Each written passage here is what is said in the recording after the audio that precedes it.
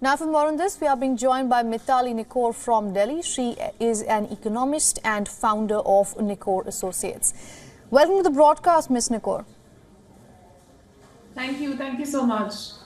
Now, one of the criticisms that have come for the interim budget is that not much has been done for the MSMEs. Now, this is a sector that is touted as the backbone of India's economy. After all, they contribute more than 29% of the GDP and are responsible for 50% of India's total exports.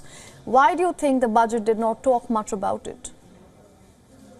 So I think, it's about whether it was highlighted in the budget speech or whether there was an actual, policy for MSMEs that has been put in place. So actually in 2023-24, MSMEs were a huge focus of the budget. And there was a large increase that was made in the budget for the MSMEs. It was increased by almost 50% in 2023-24. The level of spending on MSME ministry in 24-25 is almost exactly the same as 23-24, standing at about 22,000 crores. So in such a situation, when a scheme for MSMEs, a new scheme was launched in 23-24, it is going well, the uptake has been good, the expenditure of the ministry has been quite in line with the expected allocations, because in India sometimes the challenge becomes, is the ministry actually being able to spend the money which has been allocated to it? And MSME ministry has done well in actually the expenditure has been very close to the allocated expenditure, and therefore in this year the budget has remained flat. What has been emphasized for MSMEs is the regulatory question, because this is one challenge that MSMEs are facing again and again, which is compliance and easing their, burden, easing the cost of doing business, easing the processes, reducing compliance burdens. And I think this was clearly recognized in the budget speech. And of course, this is an interim budget, so we can't have the entire plan. But it was clear that the direction that has been set is that the cost of doing business for MSMEs has to be reduced, the regulatory burden has to be, simplified, Absolutely. and the have to be improved. Right. Ms. Nikore, the Indian Finance Minister also claimed that the government has funded 30 crore loans to women entrepreneurs. If you could assess for us, how far has the government come in terms of backing this crucial sector, and what more can we do?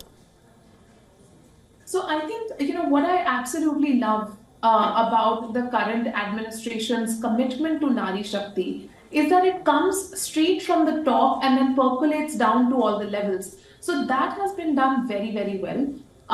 There is a commitment in the ministry which has now percolated down to industry to increase women's workforce participation. And this time, the announcement about Lakpati Didis, the announcement about covering Asha workers and Anganwadi workers under the Ayushman Bharat scheme has been very good. However, what I would have liked to see more, definitely, and there's no end to the demands, right, for a gender activist. What I would have definitely liked to see more is more emphasis on care economy, more allocation for the Palna scheme, which is a new scheme that has just been launched, more allocation for Mission Shakti, which is the backbone of all the women economic empowerment initiatives. So definitely, those schemes, it would have been good to see a little more allocation for them. At this point, they have been kept flat. So that's what I noticed in the numbers, very similar to last year's levels. Now, as expected, this interim budget seemed to be more of a report card than talk about what's coming, of course. But if you could briefly, taking the points from here, of course, taking the points from what Nirmala Sitharaman had to say today, what should one expect from the upcoming annual budget that we're expecting in the month of June or July?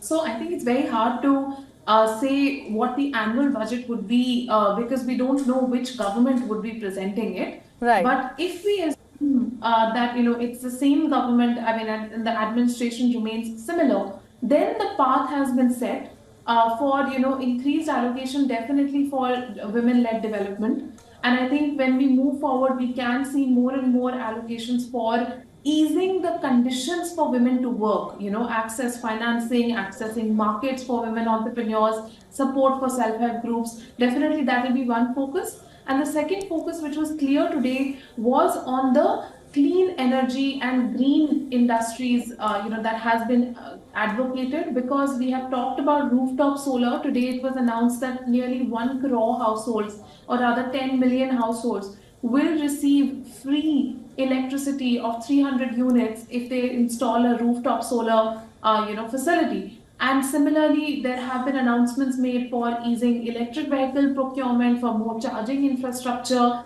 and also viability gap funding scheme for wind energy. So, looking at this entire gamut of investments that is being announced into clean energy, into biomass, plants, this is a direction that is clearly a long-term direction, not a All right. short-term direction. So that was definitely expected in the future.